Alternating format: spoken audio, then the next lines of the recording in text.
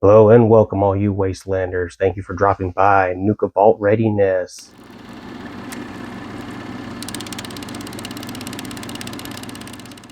Today we're going to be looking at the EEMB brand, a lithium ion phosphate battery.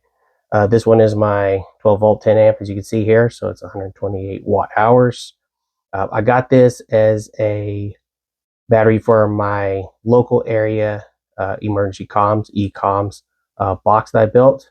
We'll view that in a later video. I'll show you the build. So this was my first battery I got when I got into buying lithium ion phosphates and doing home builds, kit builds, such like that.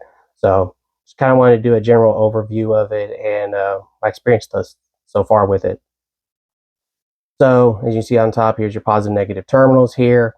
Comes with a little diagram on top, tells you how to connect to the equipment that you're wanting to connect to. The terminals themselves are shipped with this shrink wrap on top. If you take one off, I'll leave it off here for y'all. It actually has a male disconnector on it. I've never dealt with a battery like that before. Played around with a couple other batteries that have just regular terminals on them and ring terminals and such. So in my case, I had to modify the wiring on my EEComms mobile unit with a female disconnector on it so they could slip on here. So I didn't have to use just alligator clips or anything like that to try to keep it secure. I'll go over a few of the facts, just like a fact sheet on here real quick, just so y'all can see what we're dealing with this battery. It has its model number on here. And fun fact about EEMB, if you go to their website, which is EEMB.com, you could actually build your own system, I guess, or your own little case here. They have many variety of battery options on there, and then they put them, I guess they'll send them to you in this case or in individual cells if you want them. I bought this off of Amazon, just like this. And they also had a 6 amp, an 8 amp, and I believe a 20 amp option on Amazon. Like I said, you can go to their website. You can read about the company. They've been in business now for about 30 years, and they offer, seems like, quite a bit of customization when ordering batteries from them. So I might be doing that in the near future. But anyway, back to some of the stats on here. It is a 10 amp battery, so 128 watt hours. Its working voltage, again, 10 to 14. Its maximum charge current is 5 amps. Max pulse discharge current, it'll do 30 amps for about 3 seconds. And max continuous discharge current is 15 amps. It's a great little battery. Again, just using it for my EEComms. I have not put it to the test yet under a strenuous workload. I have another battery, another radio in the shack here that I'm going to try it on. It would be a HF rig that pulls about 20 amps. So we'll really put it to the test one day and see what it could draw and how long it lasts. We recently went through a storm, so I had to charge it.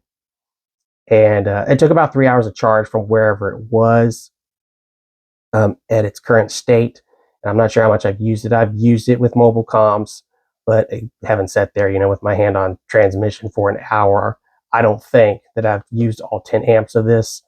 So buying a indicator or not a battery charger, but do need that as well for if I'm going to charge it via solar, a battery charger and a battery monitor. It does come in with a built-in BMS. You can check that out also on their website. And it does come with a charger. So it's your regular AC brick that sure has a converter in it. Change it to DC. Your stats are on here for your stats for the charger on here. And here's your LED for charging. It's red when it's charging, green when it's ready to go. And as you see here, it comes with that. There's a separate piece that's right here. It can disconnect for easy storage. And I usually put this in my EEComms box as well, just in case I'm out and about and I stop somewhere and I'm able to get an AC outlet. And here are the 2 alligator clamps to charge the battery with.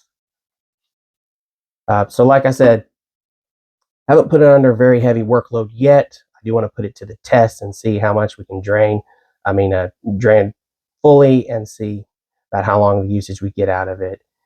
They are rated, the batteries on the inside, depending on which one you look at. If you go to the Amazon's, of course, item description, specification, it rates about 2,000 or so deep cycles. You go to their website, I believe it says it's 3,000 deep cycles. I'm sorry, reverse that. Amazon is about 3,000 cycles. You go to their website when you're looking at the battery builds, they say over 2,000 cycles. So not quite sure. Still quite a long way if this is just something you're going to use on the, not on the daily, you know, and you're not going to drain it fully. So thus far, great little battery thus far. No problems with it. So it is definitely Plato, the Power Armor mascot over there, approved. It is definitely Nuka Vault approved. Again, great little battery. Highly suggest it. So thank you guys for joining in. Hopefully this helps, and we'll catch y'all around on the wasteland. Make sure you're always getting ready.